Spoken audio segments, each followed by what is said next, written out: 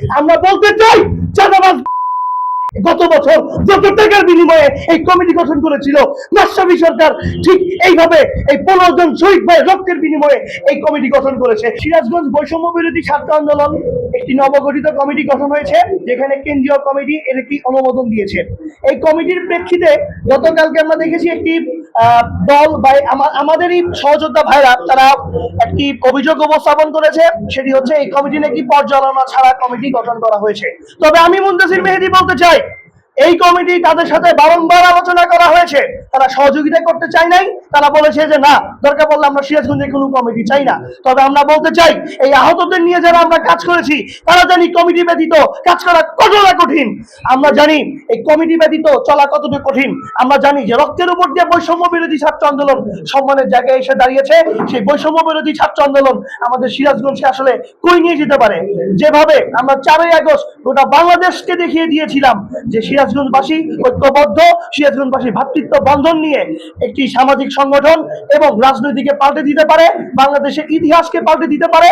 তার ধারা অব্যাহত রাখার জন্য সিরাজগঞ্জের বৈষম্য বিরোধী ছাত্র আন্দোলন কমিটি, কেন্দ্রীয় কমিটি তারা মনে করেছে এই নেতৃত্ব দ্বারা যোগ্য নেতৃত্ব উঠে আসা সম্ভব, তাই এই কমিটি গঠন করা হয়েছে। এবং তাদের গঠনতন্ত্রে বলা আছে যে 6 মাস অনুমোদন কমিটি থাকবে।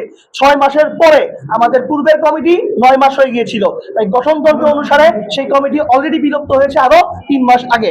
আমরা বলতে চাই, সামাজিক যোগাযোগ মাধ্যমে যে বিভ্রান্ত সৃষ্টি করা হচ্ছে যে এই কমিটি আসলে পকেট কমিটি বা মাশরাফি সরকার, যিনি আমাদের রাজশাহীর কৃতি সন্তান এবং 9 দফার ঘোষক, তার নামে যে কথা বলা হয়েছে যে কত টাকা দিয়ে এই কমিটি গঠন করা হয়েছে, আমরা বলতে চাই চাঁদাবাজ গত বছর যত টাকার বিনিময়ে এই কমিটি গঠন করেছিল মাশরাফি সরকার ঠিক এইভাবে এই 15 জন শহীদ ভাই রক্তের বিনিময়ে এই কমিটি গঠন করেছে।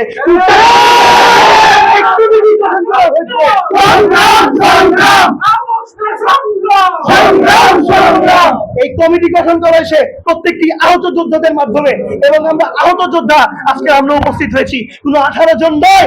এই আহত যোদ্ধা আমরা তাদেরকে বলতে চাই যারা বৈষম্য বিরোধী ছাত্র আন্দোলনের কেন্দ্রীয় কমিটিকে প্রশ্নবিদ্ধ করতে চায়, যারা সিরাজগঞ্জ শাখাকে প্রশ্নবিদ্ধ করতে চায়, আমরা আহতরা তাদের এই লাল কার্ড দেখিয়ে বলতে চাই লাভ হবে না।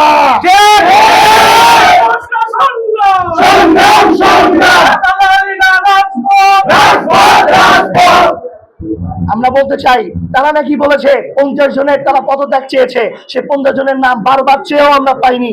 আমরা বলতে চাই, তারা যদি 50 জন পদত্যাগ করতে চায়, আমরা 50টি শিক্ষা প্রতিষ্ঠানের 5000 ছাত্র জনতার স্বাক্ষর নিয়ে সেন্টারে জমা দিতে পারি। আমরা 50 জনের বদলে 50টি শিক্ষা প্রতিষ্ঠানের 5000 ছাত্র শিক্ষার্থীর সিগনেচার নিয়ে আমরা সেন্টারে জমা দিব। এই কমিটি ত্যাগীদের কমিটি, এই কমিটিতে যথাযথ মূল্যায়ন হয়েছে তা প্রত্যেকটি নিউজ মিডিয়ার কমেন্টস পড়লেই আমরা দেখতে পাই ইনশাআল্লাহ। আমরা বলতে চাই, এই ধরনের অপপ্রচার আমরা না চালাই, আমরা ভ্রাতৃত্ব বন্ধনে আগাতে চাই। আমরা ঘৃণা নয়, আমরা ভালোবাসা দিয়ে রাজপথে সবাই ঐক্যবদ্ধ থাকতে চাই। যারা পদত্যাগ করতে চেয়েছেন তাদেরকে তাদের সিদ্ধান্তে স্বাগত জানাই। তাদের প্রতি আমাদের উদাত্ত ভালোবাসা সবসময় ছিল, সবসময় থাকবে। এবং যারা পদবঞ্চিত হয়ে আমাদের এই কমিটিতে আসতে চান তাদের প্রতি প্রাণ ধারা শুভেচ্ছা নিয়ে আমরা জানাতে চাই, আমরা আপনাদের জন্য অধীর আগ্রহে বসে আছি। এই আহত জনতা, ছাত্র জনতা, সুশীল সমাজ, আমরা আপনাদের বৈষম্য বিরোধী ছাত্র আন্দোলনে আমরা আপনাদেরকে পাশে চাই ইনশাআল্লাহ।